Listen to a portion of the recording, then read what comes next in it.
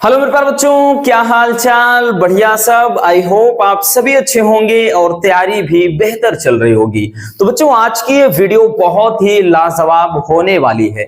आज के इस वीडियो में हम फिजिक्स फर्स्ट पार्ट के सारे मोस्ट इंपोर्टेंट न्यूमेरिकल्स को देखने वाले हैं। और ये सारे के सारे जो न्यूमेरिकल्स हैं बच्चों, ये आपके 3 नंबर में पूछे जाने वाले न्यूमेरिकल हैं। और इनकी खास बात यह है बच्चों कि ये आपके प्रीवियस ईयर में रिपीटेड न्यूमेरिकल हैं। यानी आपके अगर विगत ईयर के क्वेश्चन पेपर को अगर आप उठाकर देखते हो बच्चों, तो ये लगातार पूछे गए हैं। कुछ न्यूमेरिकल तो इसमें ऐसे हैं जो आपके 21, 22, 23 ऐसे लगातार पूछा गया है। तो चलिए बहुत ही सिंपल तरीके से देख लेते हैं, और आपको इन पर फोकस करना भी पड़ेगा बच्चों, क्योंकि ये सारे के सारे काफी इंपॉर्टेंट हैं, हम पहले भी बता चुके हैं। तो चलिए पहला क्वेश्चन देखते हैं।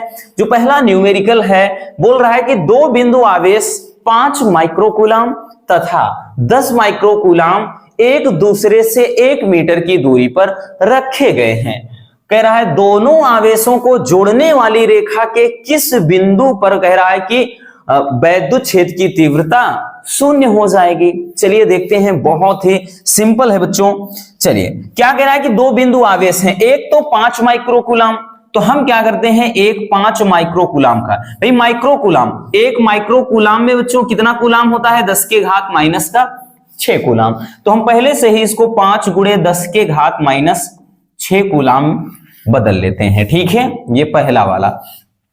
दूसरा कितना है बच्चों, तो दूसरा है 10 गुणे 10 के घात माइनस 6 कूलम, इसको कर लेते हैं। एक माइक्रो कूलम है तो इसको बिना कूलम में कन्वर्ट करे नहीं लगाएंगे, इतना याद रखना। ठीक है, चलिए इतना हो गया बच्चों। अब इनके बीच की जो दूरी है वो कितनी है, तो भाई बोल रहा है 1 मीटर की दूरी पर रखे हैं, यानी ये जो टोटल डिस्टेंस है बच्चों, ये 1 मीटर है पूरी दूरी। ठीक, अब कह रहा है कि दोनों आवेशों को जोड़ने वाली रेखा के किस बिंदु पर, कह रहा है वैद्युत क्षेत्र की तीव्रता 0 हो जाएगी। तो इसके बीच हम मान लेते हैं एक बिंदु, यहां पर एक बिंदु O ले लेते हैं। तो गौर से समझिएगा, अब ये दूरी पूरा 1 मीटर है बच्चों। हम यहां से मान लेते हैं कि इससे x मीटर पर एक बिंदु हमने O ले लिया, तो बची हुई दूरी अब कितना हो जाएगा, भाई ये जो बची हुई दूरी है 1 माइनस x ही तो होगा बच्चों। क्लियर हो गया ना, इतना समझ में आया, यही समझ गए, न्यूमेरिकल हल हो गया। ठीक, ये बोल रहा है कि 5 माइक्रोकूलम और 10 माइक्रोकूलम, ये 2 बिंदु आवेश 1 मीटर की दूरी पर रखे हैं, तो भाई हमने रख दिया 1 मीटर की दूरी पर। अब कह रहा है कि इनको मिलाने वाली ये जो रेखा है, इसके किस बिंदु पर वैद्युत क्षेत्र की तीव्रता 0 हो जाएगी। तो हम मान लेते हैं कि भाई इसके एक बिंदु O दे दिया, और इससे मान लेते हैं कि पहले वाले आवेश से x दूरी पर है, तो टोटल 1 मीटर की दूरी है। तो अगर इतना x हो गया, बाकी बची भाई 1 में से x घटाएंगे, तभी तो पता चलेगा भाई 1 मीटर में से x घटा देंगे तो बची हुई दूरी निकल आएगी। चलिए अब हम क्या करते हैं, इसको सॉल्व करते हैं। तो भाई हम सबसे पहले E1 का मान, वैद्युत क्षेत्र की तीव्रता E1 बराबर होता है भाई formula 1/4 pi epsilon not Q upon R square. तो Q के स्थान पे क्या रखेंगे बच्चों, 5 गुणे 10 के घात माइनस 6 अपान R स्क्वायर। तो इधर की जो दूरी है उसको अपन x माने हैं, तो x स्क्वायर हो गया। ये E1 का मान हो गया, बात समझ में आई। अब निकालेंगे बच्चों E2, भाई E2 निकाल लेते हैं, तो इसको भी इससे निकालेंगे 1/4 पाई एप्सिलॉन नॉट। ठीक, अब यहां पर उधर का Q क्या है, तो इधर का Q का मान बच्चों कितना है, तो ये है 10 गुणे 10 के घात माइनस का 6 कूलम अपान इधर की जो डिस्टेंस है बच्चों वो कितनी है, 1 माइनस x का स्क्वायर। ठीक, अब प्रश्नानुसार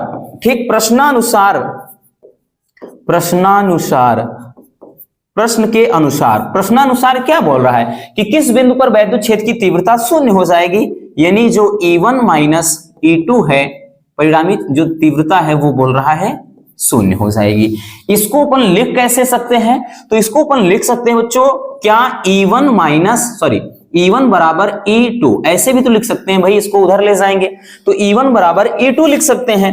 अब हम करेंगे क्या, पूरा का पूरा जो वैल्यू है बच्चों इसी पर पुट करेंगे, तो हम लिखेंगे E1 इससे ध्यान देना, इसमें E1 का मान है 1/4 पाई एप्सिलॉन नॉट, भाई Q का मान 5 गुणे 10 के घात -6 अपान R की जगह है x स्क्वायर।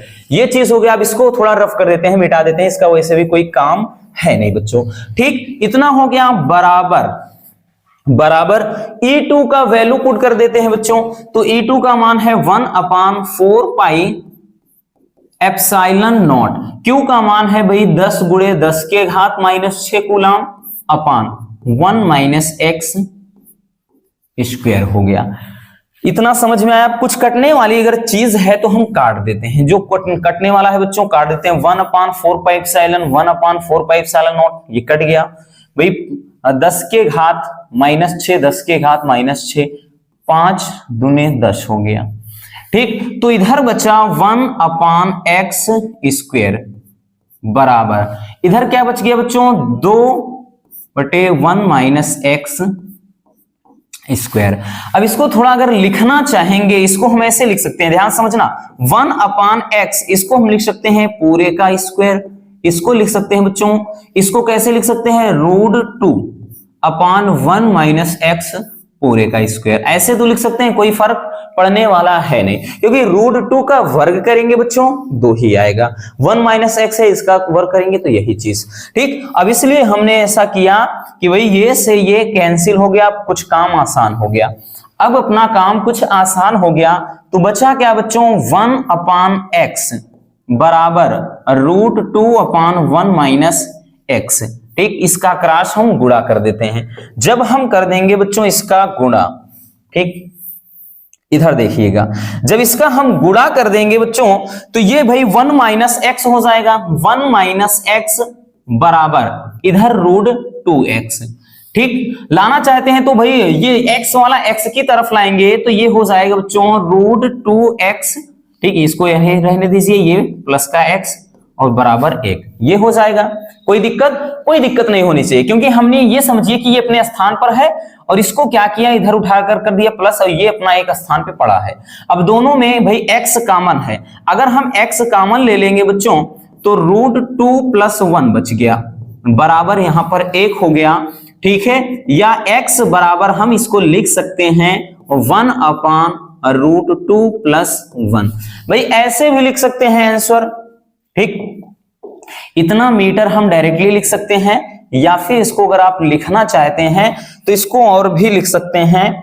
तो हम कैसे लिख सकते हैं बच्चों? अगर इसको लिखना चाहें, जैसे इसको x बराबर 1/, भाई इसमें क्या है, √2 का मान 1.414 और प्लस का 1 लिख करेंगे, है ना भाई, प्लस ये 1 जो है, अब एक जो 2 जोड़ देंगे, इसको काटेंगे 0 पॉइंट समथिंग जाएगा।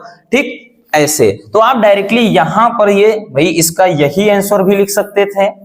ठीक, यही डायरेक्टली आंसर लिख सकते थे, या फिर हमने कहा इसको जोड़ दिए 2.414 है।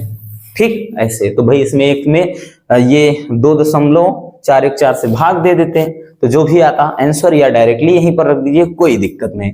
तो इस तरह से बच्चों आप इसको बहुत ही इजिली सॉल्व कर सकते हो। ठीक, 1-2 साल से नहीं पूछा गया है, इसलिए बच्चों संभावना है कि 2024 में पूछा जाएगा किसी सेट में।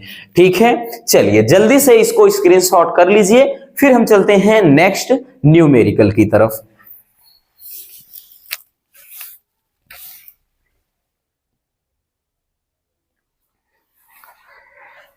चलिए बच्चों, हो गया। अब हम देखते हैं नेक्स्ट न्यूमेरिकल को।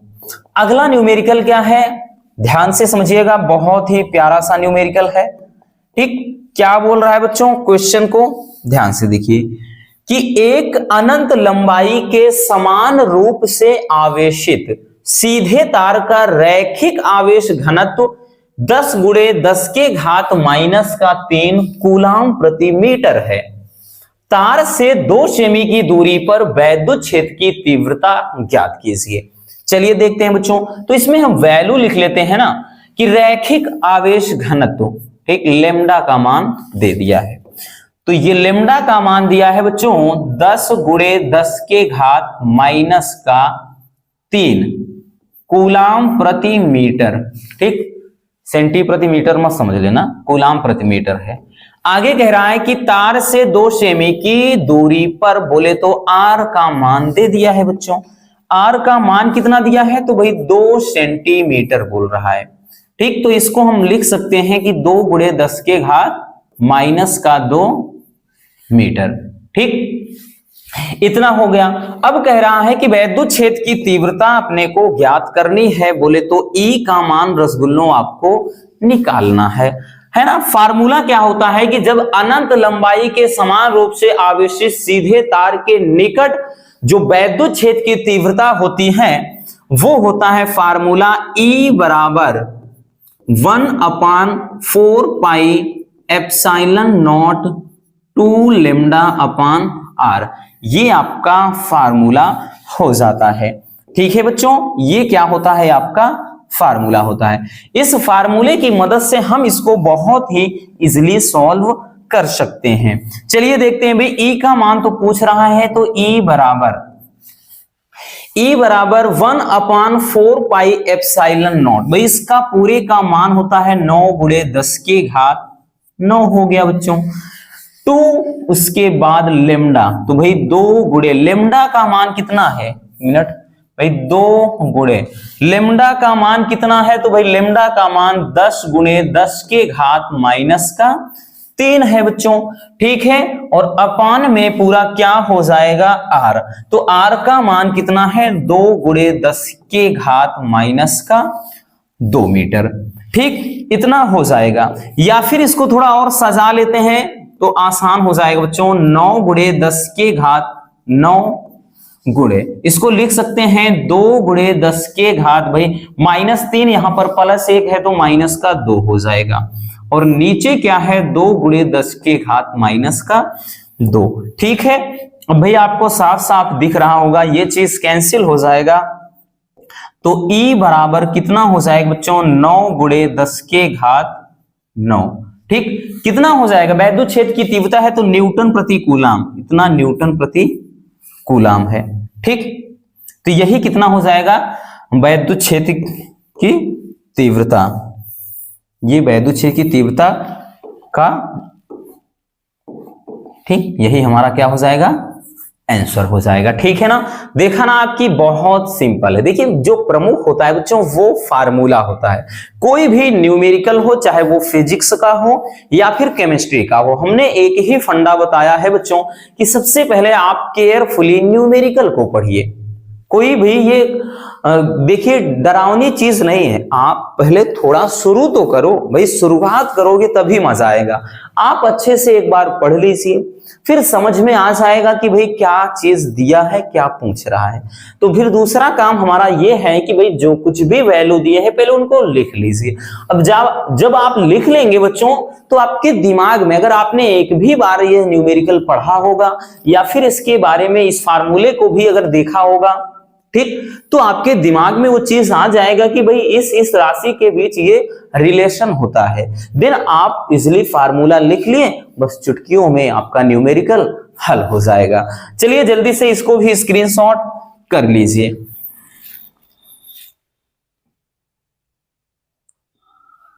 चलिए बच्चों हो गया। अब हम आते हैं अगले न्यूमेरिकल पर। हमारा नेक्स्ट न्यूमेरिकल क्या है, ध्यान से देखिए।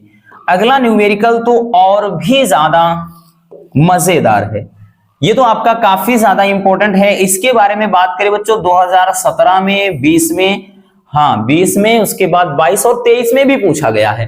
23 में भी पूछा है, बस वैल्यू चेंज थे, इतना याद रखना। ठीक, तो ये और भी ज्यादा इंपॉर्टेंट है।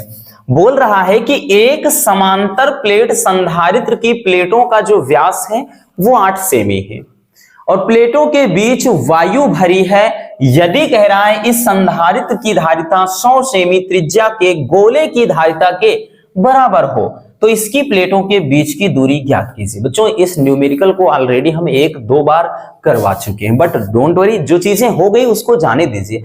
आज देखिए ना, क्योंकि ये वक्त नहीं है तो भाई कब पढ़ा था कब नहीं उसको छोड़ देते हैं। है ना। अब देखते हैं क्या है, तो चलिए इसको सॉल्व करते हैं बच्चों। ये बहुत ही इंपॉर्टेंट है रसगुल्लों, इसलिए फिर से बोल देते हैं, अच्छे से इसको समझ लेना, क्योंकि ये लगातार 2-3 साल से लगातार पूछा गया है। कह रहा है कि एक समांतर प्लेट संधारित्र की प्लेटों का जो व्यास है, तो बच्चों व्यास क्या होता है, डायमीटर यानी डी का मान। जो व्यास दिया है वो दिया है आपका कितना, 8 सेंटीमीटर। तो इस व्यास से हम क्या निकाल लेते हैं, त्रिज्या। तो भाई त्रिज्या बराबर क्या होता है, व्यास बटे 2 होता है। त्रिज्या बराबर व्यास बटे 2 होता है। तो यहां से हम क्या करेंगे भाई, हम निकाल लेते हैं त्रिज्या। ठीक, एक मिनट, हम क्या निकाल लेते हैं बच्चों, त्रिज्या। तो आर बराबर व्यास कितना है, तो भाई 8 है, त्रिज्या कितना है, 2 है, सॉरी मतलब व्यास बटे 2। तो ये कट गया, कितना, 4 आ गया। तो जो आर का मान आया, आर का मान कितना आ गया, तो ये आ गया बच्चों 4 सेंटीमीटर। लेकिन इसको सेंटीमीटर को अपन क्या करेंगे, सबसे पहले मीटर में कन्वर्ट करेंगे। तो 4 × 10⁻² मीटर। ध्यान देना बच्चों, ये बहुत ही जरूरी चीज है। सबसे पहले आप जो राशियां हैं उनको एक राशि में कन्वर्ट करिए। अगर भाई ये सेमी में है, ठीक है ना, तो सबसे पहले हमारा काम है इसको MKS पद्धति में कन्वर्ट करिए। ठीक, M अगर सेंटीमीटर में है तो उसको मीटर में बदलिए, ठीक है ना, ग्राम में है तो किलोग्राम में बदलिए, अगर घंटे में दिया है, मिनट में दिया है, तो सबसे पहले उसको सेकंड में बदलिए, समय का मान। ठीक है, ये चीज ध्यान दीजिएगा। तो सेंटीमीटर में था भाई, हमने क्या किया, मीटर में कन्वर्ट कर लिया। अब आगे क्या बोल रहा है बच्चों, बोल रहा है कि प्लेटों के बीच वायु भरी है। बोले तो K का मान, भाई K का मान परावर्तनांक 1 होता है, इससे मतलब है नहीं, फिर भी लिख लेते हैं, इससे बाकी कोई मतलब है नहीं बच्चों। इसको लिखें या ना लिखें कोई मतलब नहीं। आगे कह रहा है कि यदि इस संधारित्र की धारिता 100 सेमी त्रिज्या के गोले की धारिता के, यानी अब गोले की त्रिज्या दे दिया है बच्चों, अगला दिया है क्या, गोले की त्रिज्या। तो भाई हम गोले की त्रिज्या इसको कैपिटल R से लिखते हैं। ठीक, कैपिटल R से लिख देते हैं क्योंकि ऑलरेडी हमने स्मॉल r लिख लिया है। तो भाई जो गोले की त्रिज्या है वो कैपिटल R से यहां पर दर्शा देते हैं इसको। ये कितना दे दिया है भाई, तो ये दे दिया है आपका 100 सेंटीमीटर। अपन इसको क्या करते हैं, सेंटीमीटर को मीटर में कन्वर्ट कर लेते हैं। भाई 1 मीटर हो गया। अब बोल रहा है कि जो इस गोले की जो त्रिज्या है, सॉरी हाँ, संधारित्र की जो धारिता है 100 सेमी त्रिज्या के गोले की धारिता के बराबर है। तो इसकी प्लेटों के बीच की दूरी ज्ञात कीजिए बच्चों। यानी आपको निकालना क्या है, प्लेटों के बीच की दूरी। ठीक, आपको प्लेटों के बीच की दूरी, डी का मतलब यहां व्यास मत समझ लेना, ये प्लेटों के बीच की दूरी को इसमें दर्शाते हैं डी से। ठीक, डी से दर्शाते हैं। चलिए देखते हैं कैसे सॉल्व करेंगे, कैसे लगाएंगे। सवाल में कुछ जो कह रहा है आपके दिमाग में घुसा, अभी तक तो स्टार्ट भी नहीं किया। हमने क्या किया, सबसे पहले बच्चों जो वैल्यू दिए हैं उनको अपन यहां से पिक कर लिए हैं बस। अब ये देखिए, जो भी कुछ भी बोल रहा है यहीं पर बोल रहा है।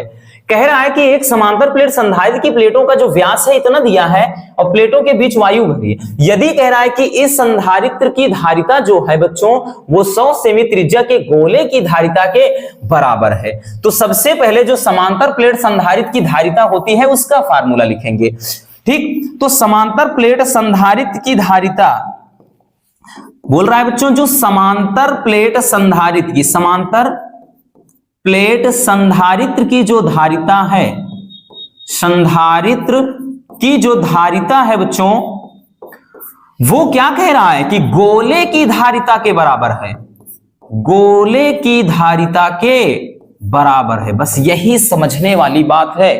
अब हमको पता है रसगुल्लों कि जो समांतर प्लेट संधारित्र की धारिता के लिए फार्मूला होता है वो क्या होता है, C बराबर, ठीक, एप्सिलॉन नॉट A। एक मिनट, इसको मिटा ही देते हैं, नहीं तो इधर जगह कम पड़ सकती है। तो समांतर प्लेट संधारित्र की धारिता है तो इसका फार्मूला होता है epsilon not A upon D। ठीक, बराबर क्या हो जाएगा, गोले की धारिता क्या होती है बच्चों, तो 4 पाई एप्सिलॉन नॉट, यहां पर स्मॉल a होता है लेकिन हमने यहां त्रिज्या आर मान लिया है, तो भाई इसको कैपिटल आर लिख देते हैं। ये सवाल में बोल रहा है, ये हमने अपने से नहीं किया है, ये सवाल आपको सजेस्ट कर रहा है कि इस संधारित्र की जो धारिता है, यानी जो समांतर प्लेट संधारित्र की जो धारिता है वो गोले की धारिता के बराबर है, यही तो बोल रहा है। तो अब क्या करेंगे बच्चों, इसमें जो कटने वाली चीजें हैं पहले उसको थोड़ा काट देते हैं। ये एप्सिलॉन नॉट से एप्सिलॉन नॉट कैंसिल, तो यहां पर क्या बचा बच्चों, तो ये हो गया a अपॉन डी बराबर 4 पाई आर, इतना हो जाएगा, है ना। तो भाई एक कहीं है नहीं, हम a का मान कैसे निकालेंगे बच्चों, चलिए हम बताते हैं। तो भाई a का मान हो जाएगा a बराबर प्लेटों का क्षेत्रफल a बराबर पाई आर स्क्वायर। तो भाई a बराबर पाई को रहने देते हैं, r का मान कितना है बच्चों, तो r का मान ये देखिए, r का मान 4 सेमी है लेकिन मीटर वाला लिखेंगे, तो भाई 4 गुणे 10 के घात कितना -2 है बच्चों, तो इसका स्क्वायर कर देंगे तो ये आपका हो जाएगा 16, ठीक, कितना हो जाएगा बच्चों, 1 मिनट, हो जाएगा 16 पाई, ये हो जाएगा 16 पाई गुणे 10 के घात, ये तो कितना हो जाएगा -4 मीटर स्क्वायर। ये आपका बच्चों निकल आया a का मान, ठीक। तो इस फार्मूले की मदद से हमने a का मान निकाल लिया। अब इस पर डायरेक्टली पुट कर देते हैं, तो चलिए देखते हैं कैसे सॉल्व करेंगे। अब हम लिखते हैं बच्चों a का मान कितना है, तो a का मान 16 पाई गुणे 10 के घात -4, ठीक। ये a का मान हो गया अपॉन d तो अपने को निकालना है बच्चों, ठीक है। और उसके बाद यहां पर इसको 4 पाई लिख लेते हैं और यहां पर r, कैपिटल R का मान भाई 100 सेमी है, बोले तो 1 मीटर, तो हमने 1 लिख लिया। अब जो कटने वाली चीज है उसको काट देते हैं ना भाई, 4 चौके 16, 4 चौके 16 हो गया बच्चों, ठीक। तो ये आपका कितना हो जाएगा, ध्यान से समझिए, तो ऊपर बचा कितना, 4 गुणे 10 के घात -4 अपॉन डी और बराबर इधर तो 1 ही रहा, भाई क्रॉस गुणा कर देते हैं, कहानी खत्म।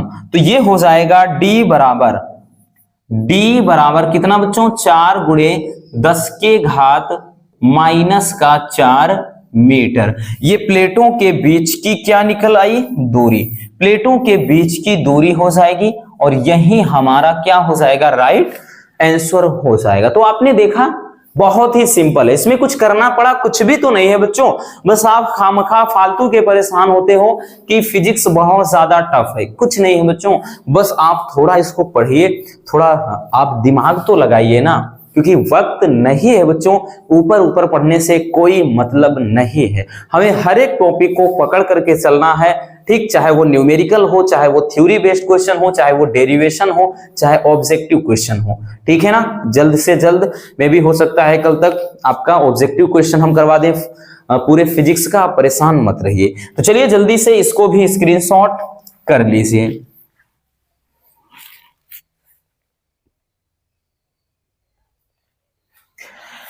चलिए हो गया बच्चों, अब हम देखते हैं नेक्स्ट क्वेश्चन को। अगला हमारा क्वेश्चन क्या है, अगला क्वेश्चन, ये क्वेश्चन भी बेहद लाजवाब है, ये भी बच्चों 3 नंबर में पूछा जाता है जब भी आएगा।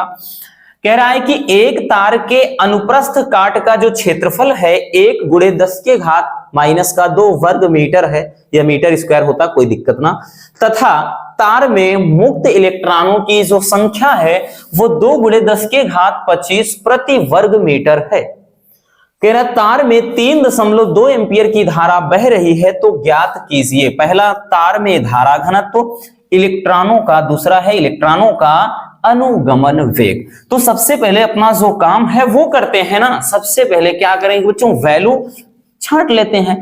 तो बोल दिया बच्चों की क्षेत्रफल यानी एरिया दे दिया है रसगुल्लों, ए का मान, क्षेत्रफल दे दिया है आपका 1 गुणे 10 के घात -2 मीटर स्क्वायर, वर्ग मीटर लिखिए या मीटर स्क्वायर वही चीज है, तथा तार में मुक्त इलेक्ट्रॉनों की संख्या यानी नंबर्स ऑफ इलेक्ट्रॉन दिया गया है n का मान, जो n का मान है बच्चों वो 2 गुणे 10 के घात 25 प्रति मीटर स्क्वायर यानी प्रति वर्ग मीटर।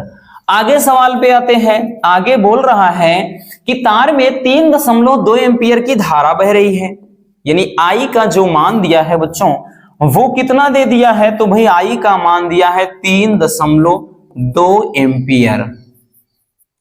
इतने एम्पियर की धारा बह रही है। तो ज्ञात क्या करना है अपने को, पहला चीज निकालना है भाई, जो पहली चीज ज्ञात करना है बच्चों वो धारा घनत्व जे का मान निकालना है। दूसरी चीज क्या कह रहा है, इलेक्ट्रॉनों में का अनुगमन वेग v सफिक्स d, ये दो चीज आपको फाइंड आउट करना है। चलिए शुरू करते हैं, ठीक है, बहुत ही सिंपल तरीके से लगाएंगे, डोंट वरी। तो भाई पहला चीज पूछ रहा है धारा घनत्व। पहली चीज क्या पूछ रहा है बच्चों, धारा घनत्व। तो धारा घनत्व का जो फार्मूला होता है, धारा घनत्व को जे से दर्शाते हैं, तो जे बराबर होता है बच्चों I अपान ए, ठीक। यानी प्लेट की प्रति एकांक क्षेत्रफल में प्रवाहित धारा को ही क्या कहते हैं, धारा घनत्व कहते हैं, ठीक। तो यहां से हम क्या करेंगे, धारा घनत्व निकाल पाएंगे। चलिए देखते हैं, देखिए J बराबर क्या हो जाएगा भाई, I का मान तो बच्चों ये दिया है ना, तो 3.2 हो गया, अपान A का मान कितना है, तो A का मान है 1 × 10⁻² मीटर स्क्वायर। तो हो जाएगा J बराबर भाई इसको ऊपर भेज देंगे ना, 3.2 हो गया बच्चों 10 के घात, ये -2 है, ऊपर 2 हो जाएगा प्लस का, ठीक है, इतना ये हो जाएगा एम्पियर प्रति मीटर स्क्वायर, ठीक। ये धारा घनत्व हो जाएगा। तो यही हमारा क्या पहला आंसर हो जाएगा, ठीक, यही बच्चों हमारा पहला आंसर हो जाएगा, ठीक है। चलिए अब दूसरा चीज क्या बोल रहा है, कह रहा है इलेक्ट्रॉनों का अनुगमन वेग क्या होगा। अनुगमन वेग बोलता या फिर इसी को अपवाह वेग अगर पूछता तो दोनों सेम चीज हैं, ठीक है, कोई दिक्कत नहीं होना चाहिए बच्चों। तो दूसरा चीज बोल रहा है मतलब अनुगमन वेग या अपवाह वेग पूछे, अनुगमन वेग कहे बच्चों या अपवाह वेग, तो ये पूछ रहा है v सफिक्स d, ठीक, ये चीज पूछ रहा है। तो एक फार्मूला होता है, ध्यान से समझना, I बराबर NEA v सफिक्स d, ये चीज होता है बच्चों फार्मूला आपका। तो v सफिक्स d बराबर जब हम लिखेंगे तो ये क्या हो जाएगा, I अपान भाई I अपान ये हो जाएगा N E और उसके बाद A, ये सब चीज नीचे चले जाएंगे, है ना। तो यहां से हम इजिली क्या है, धारा घनत्व निकाल सकते हैं। तो v suffix d equal to भाई I का मान तो वही है 3.2 और नीचे n का मान, नंबर्स ऑफ इलेक्ट्रॉन कितने हैं बच्चों, तो ये है 2 × 10⁻25, ठीक। E का मान, E क्या है, इलेक्ट्रॉन का आवेश है, इलेक्ट्रॉन पर कितना चार्ज होता है, तो 1.6 × 10⁻19 हो जाता है ना। एक क्या है बच्चों, क्षेत्रफल कितना दिया है, तो 1 × 10⁻2, तो भाई 1 लिखने की जरूरत है नहीं, डायरेक्टली 10⁻2 लिख लेते हैं, उससे कोई मतलब रह नहीं गया है, ठीक है, ये हो जाएगा। अब हम क्या करेंगे, तो भाई हम निकालते हैं v सफिक्स d बराबर, ध्यान से समझना बच्चों, इसको थोड़ा छोटा कर लेते हैं। तो 3.2 अपान कितना हो जाएगा, ये हो जाएगा नीचे 16 दूनी 32 यानी 3.2 हो गए, गुणे 10 के घात, समझिएगा ये भाई 19 में 19, देखिए माइनस का 19 और माइनस का 2 है, तो 19 2 कितना हो गए 21, माइनस का 21, और भाई 25 में जब 21 घटाएंगे कितना बचेगा, भाई 25 में जब हम 21 घटाएंगे तो कितना 24 हो जाएगा। तो 10 के घात कितना हो जाएगा, क्या बोल रहे हैं भाई, 25 में 21 घटाना है 4 बचेगा, कहां से 24 आएगा, है ना, 4 हो जाएगा। तो ये इसको अब क्या करते हैं, काट देते हैं भाई, ये से ये कैंसिल हो गया। तो जो अनुगमन वेग आया v सफिक्स d वो ऊपर चला जाएगा, तो कितना हो जाएगा भाई, ये केवल हो जाएगा 10 के घात -4 मीटर प्रति सेकेंड, ठीक है, इतना हो जाएगा। बात समझ में आई, तो इस तरह से हम इसको क्या करेंगे, बहुत ही इजिली निकाल सकते हैं। या 1 गुणे 10 के घात -4 लिख दीजिए, या 10 के घात -4, बस ऐसे डायरेक्टली लिख दीजिए, कोई दिक्कत ना। ठीक है, चलिए तो जल्दी से इसको भी स्क्रीनशॉट कर लीजिए। फिर हम चलते हैं नेक्स्ट न्यूमेरिकल की तरफ।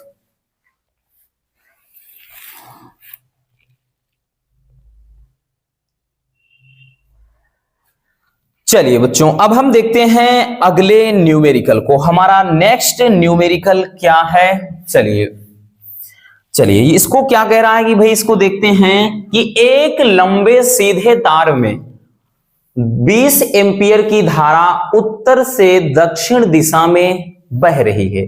बिल्कुल सही। आगे बोल रहा है कि एक इलेक्ट्रॉन दक्षिण से उत्तर दिशा में 2 मीटर पर सेकंड के वेग से तार से 10 सेमी की दूरी पर प्रक्षेपित किया जाता है। तो इलेक्ट्रॉन पर लगने वाले चुंबकीय बल का परिमाण एवं दिशा ज्ञात करना है। कोई बात ना, चलिए इसको हम निपटाते हैं। सबसे पहले क्या करना होगा बच्चों, जो वैल्यू है उनको पुट कर लीजिए। एक लंबे सीधे तार में 20 एम्पियर की धारा बह रही है, तो ये I का मान मिल गया बच्चों। I का मान कितना है, 20 एम्पियर। तो हम लिखेंगे भाई 20 एम्पियर, तो 20 एम्पियर की धारा बह रही है। आगे कह रहा है कि एक इलेक्ट्रॉन दक्षिण से उत्तर दिशा में 2 मीटर पर सेकंड के वेग से, तो भाई ये वेलोसिटी है, यानी v का मान बच्चों आपका दे दिया है वेग। तो वेग कितना दिया है, तो भाई ये है 2 मीटर प्रति सेकंड के वेग से चल रहा है। तार से 10 सेमी की दूरी पर, बोले तो r का मान दे दिया है बच्चों, तो r का मान है कितना, 10 सेमी की दूरी पर r का मान है। तो इलेक्ट्रॉन पर लगने वाले चुंबकीय बल का परिमाण व दिशा, तो भाई F का मान निकालना पड़ेगा। देखिए सबसे पहले भाई हम डायरेक्टली ऐसे नहीं निकाल सकते हैं। सबसे पहले हम तार के कारण चुंबकीय क्षेत्र की तीव्रता निकालेंगे कि जो तार है उसके कारण चुंबकीय क्षेत्र की तीव्रता कितनी है। जब वो हमें पता चल जाएगा तो हम चुंबकीय बल का मान निकाल सकते हैं। चलिए सबसे पहले हम क्या निकालेंगे, चुंबकीय क्षेत्र की तीव्रता।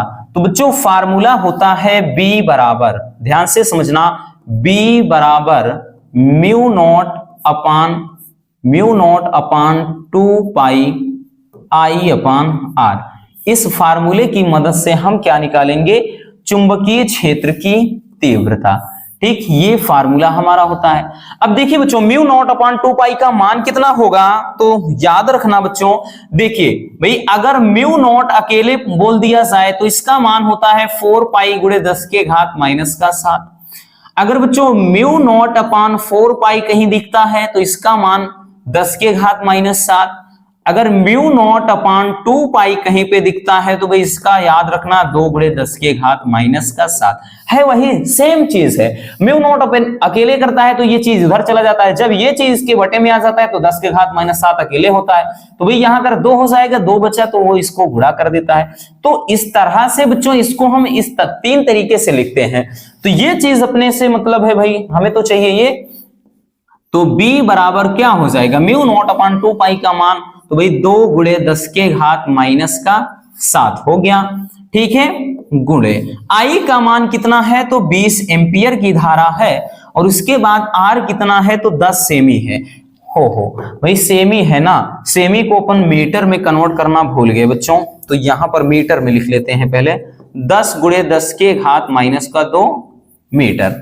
ठीक है ना, इतना मीटर आ गया है। ठीक, अब उसके बाद ये चीज अपने को F निकालना था। ठीक, तो यहां पर हम क्या करेंगे, वैल्यू रख लेते हैं कि ये हो जाएगा 10 गुणे 10 के घात -2। तो ये सीधा सीधा भाई 10 दूनी 20 हो गए।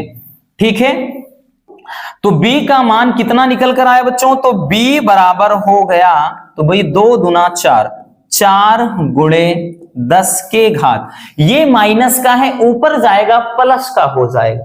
भाई 10 के घात -2 है, ऊपर जाएगा 10 के घात +2, और ये -7 है और ये +2, तो प्लस माइनस माइनस, तो ये माइनस का 5 बच गया।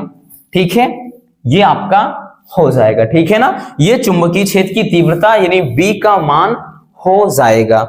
ठीक है ना। अब देखिए इसका मान तो भाई आप चाहे जिसमें लिख सकते हैं, न्यूटन मतलब जैसे वेबर प्रति मीटर स्क्वायर लिख सकते हैं, या फिर आपको लिख सकते हैं जैसे टेस्ला में लिख सकते हैं, तो आप कुछ भी लिख दीजिए, मान लेते हैं T का मान ही आ गया। ठीक, अब यहां से भाई हमें मिल गया B का मान। अब अपने को निकालना क्या है बच्चों, अपने को तो भाई B चाहिए नहीं, अपने को चाहिए F का मान। ठीक, अब F बराबर होता क्या है, F बराबर QVB sine theta, QVB sine theta. ठीक, तो ये फार्मूला हो जाता है F बराबर QVB साइन थीटा। तो भाई यहां पर साइन थीटा यानी दिया है नहीं, तो उससे मतलब है नहीं। ठीक है ना, अभिलंबोत है यानी थीटा का मान जो है 90 डिग्री मानेंगे, यहां पर थीटा बराबर कितना हो जाएगा भाई, साइन 90 अंश का मान 1 हो जाता है, तो इसलिए इससे कोई मतलब रह नहीं जाएगा, तो केवल F बराबर QVB बचेगा। तो यहां पर हम इसको क्या करेंगे, F बराबर Q का मान कितना 1.6 गुणे 10 के घात -19। ठीक, ये चीज। अब उसके बाद V का मान कितना है, वेलोसिटी यानी वेग 2 है। ठीक, B का मान कितना निकाल लिया, तो भाई ये निकाल लिया 4 गुणे 10 के घात कितना -5। ठीक, चलिए अब यहां पे भाई ये 4 दूना 8 हो गया, 16 128 हो गया बच्चों, तो 128 हो गया। अब एक अंक के बाद दशमलव थे यहां लगाएंगे भाई, 12.8 गुणे 10 के घात कितना भाई, ये माइनस का 19 है और ये माइनस का 5 है, तो 19 और 5 कितना -24, इतना न्यूटन। आप डायरेक्टली इतना आंसर लिख सकते हैं F बराबर, या इसको सही से कोटिमान के रूप में लिखना चाहते हैं तो भाई एक अंक और इधर खिसका लीजिए, जब भी आगे आता है प्लस पीछे जाता है तो माइनस। ठीक है, तो आप 12.8 गुणे 10 के घात -24 न्यूटन इतना डायरेक्टली लिख सकते हो। ठीक है, तो इस तरह से इसको हम बहुत ही इजीली सॉल्व कर सकते हैं। अब इस टाइप का कोई भी क्वेश्चन आपको दिखे, आपको सेम कॉन्सेप्ट अप्लाई करना है विदाउट एनी हेजिटेशन। ओके, चलिए बच्चों जल्दी से इसको भी स्क्रीनशॉट कर लीजिए।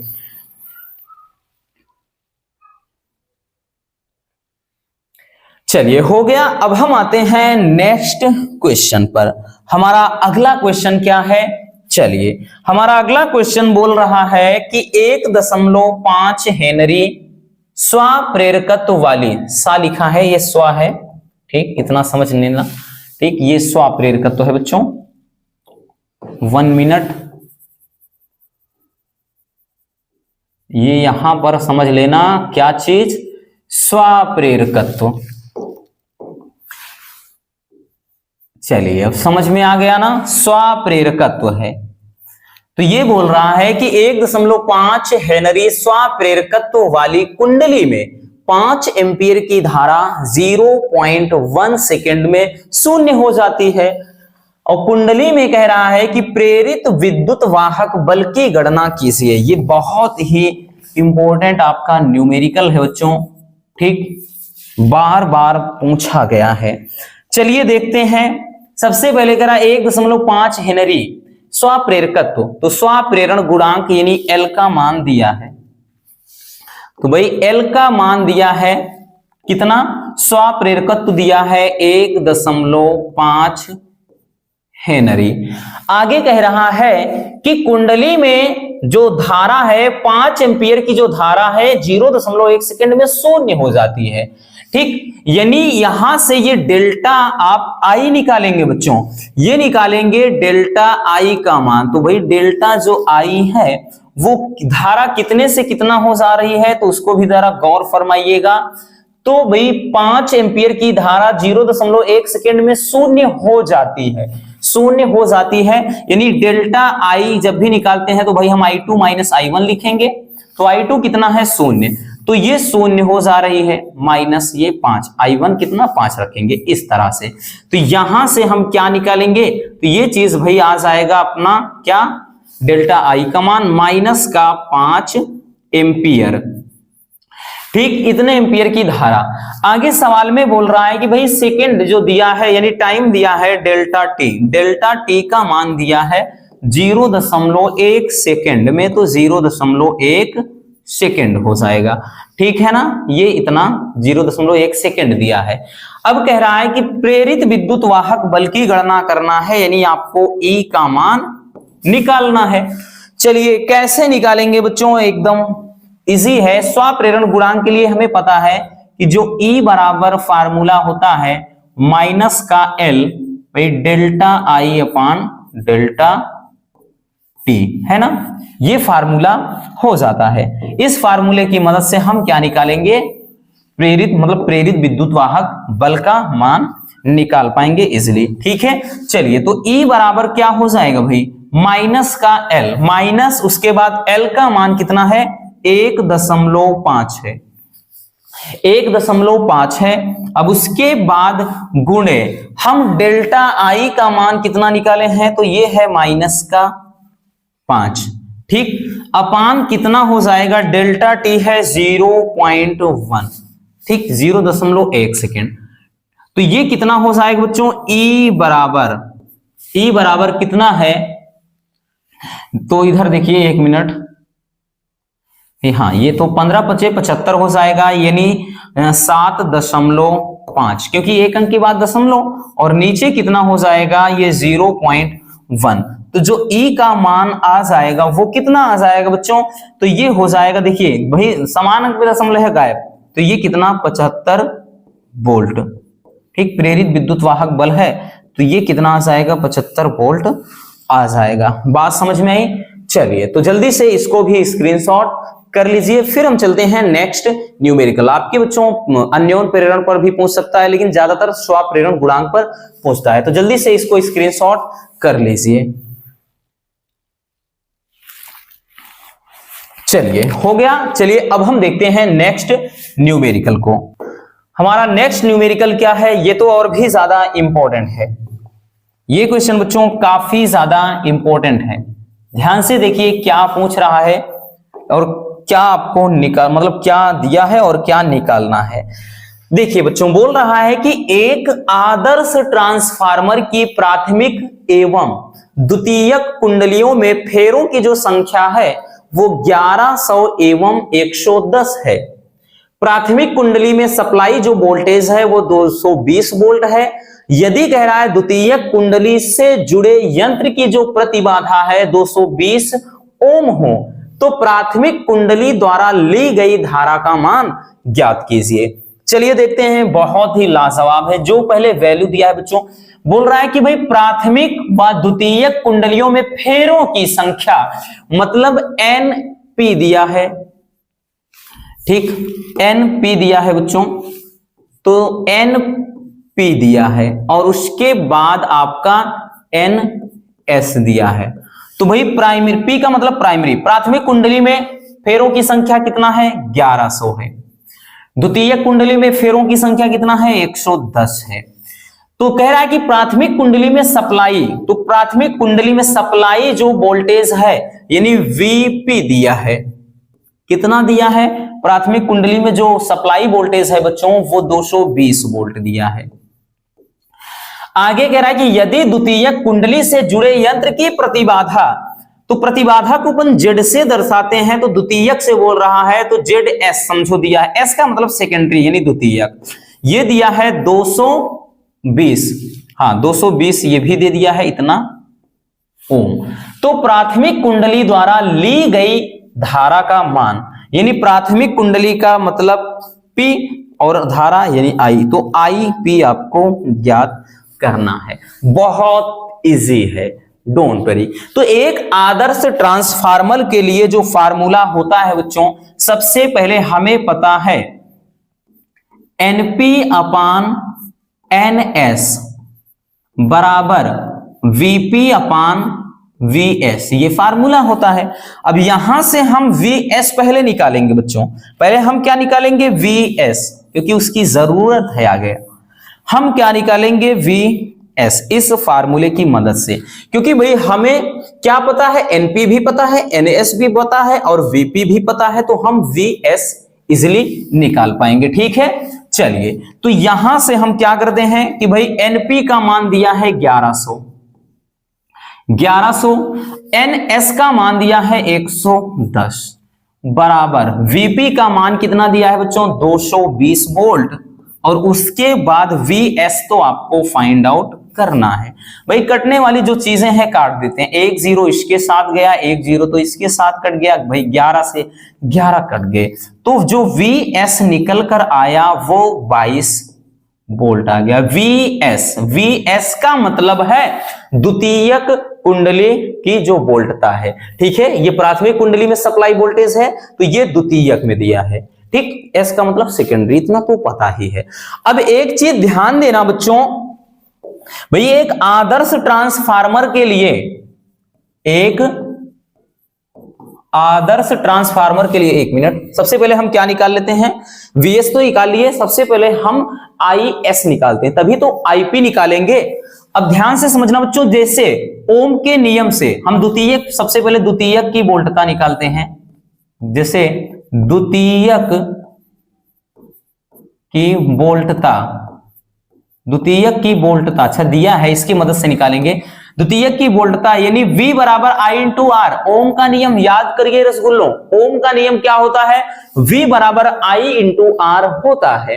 तो भाई यहां पर हम द्वितीयक के बारे में जब लिख रहे हैं तो VS लिखेंगे और यहां पर IS लिखेंगे और इंटू, भाई यहां पर R ना लिखकर ZS रखेंगे क्योंकि यहां पर जो R है वो प्रतिबाधा ही है, तो V बराबर I इंटू आर होता है, तो हम VS बराबर IS इंटू ZS लिखेंगे।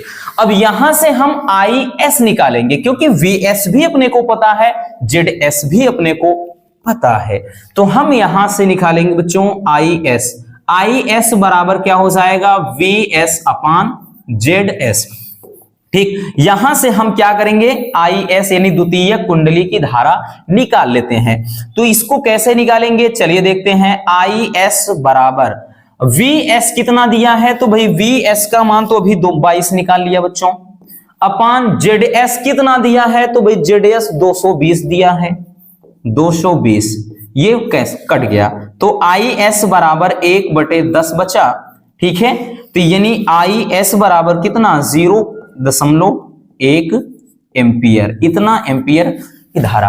अब आदर्श ट्रांसफार्मर के लिए लिखेंगे बच्चों, आदर्श ट्रांसफार्मर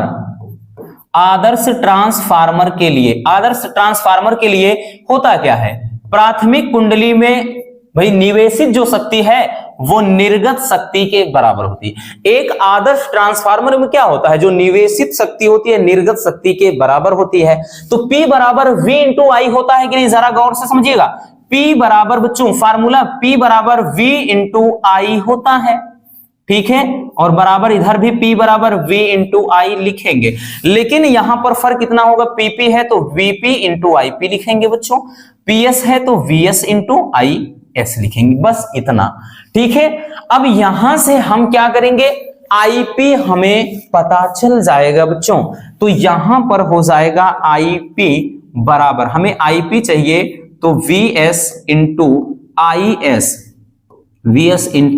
IS अपान ये नीचे VP हो जाएगा, ठीक है। इस फार्मूले की मदद से हम क्या निकालते हैं बच्चों, ये मतलब प्राथमिक कुंडली में हम धारा निकाल पाएंगे, तो IP बराबर हो जाएगा VS कितना है, तो भाई VS तो यहां पर देख सकते हैं, ये चीज हमने निकाला है बच्चों 22, ठीक, इनटू IS कितना है, तो भाई IS तो हमने यही निकाल दिया ना, IS का मान कितना 0.1 अपान VP कितना है, तो VP का मान दिया है, तो ये तो पहले दिया है 220, तो भाई 220 हो गए, 22 से 22 कैंसिल हो गया है ना, ये तो आपका कट गया बच्चों।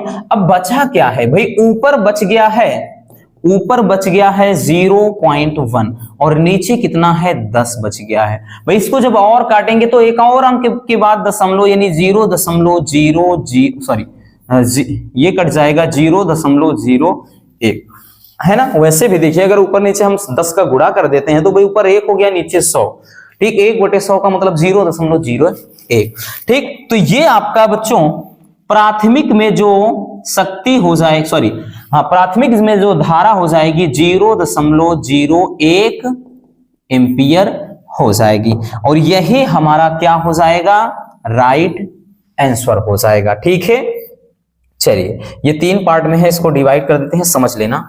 ठीक, ये पहला आपका यहां इधर से निकला, ठीक, फिर उसके बाद आपका ये चीज निकला। तो इस तरह से हम बहुत ही इजीली, ये थोड़ा लॉन्ग में है बच्चों, छोटा नहीं पूछेगा। 3 नंबर वाले न्यूमेरिकल, हाँ न्यूमेरिकल ऐसे होते हैं जिनमें कुछ दम होता है, जैसे आपने अभी सब देखा। ठीक है, चलिए जल्दी से इसको स्क्रीनशॉट कर लीजिए।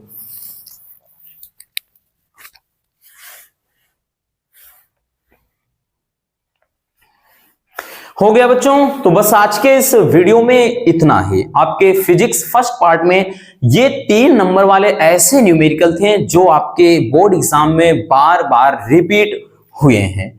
उम्मीद है ये वीडियो आपके लिए काफी ज्यादा हेल्पफुल रही होगी। अगर वीडियो पसंद आई हो तो प्यार से एक लाइक जरूर कर देना और नए हैं तो चैनल को सब्सक्राइब जरूर कर लीजिए ताकि ऐसे मजेदार टॉपिक आप तक रेगुलर पहुंचते रहें। और जल्द ही हम इसका सेकंड पार्ट लाएंगे जिसमें आपके सेकंड फिजिक्स के सारे इंपॉर्टेंट न्यूमेरिकल होने वाले हैं। तो मिलते हैं किसी और शानदार टॉपिक के साथ। Love you, bye bye, take care. और हाँ, एक प्यारा सा कमेंट करना बिल्कुल मत भूलिएगा।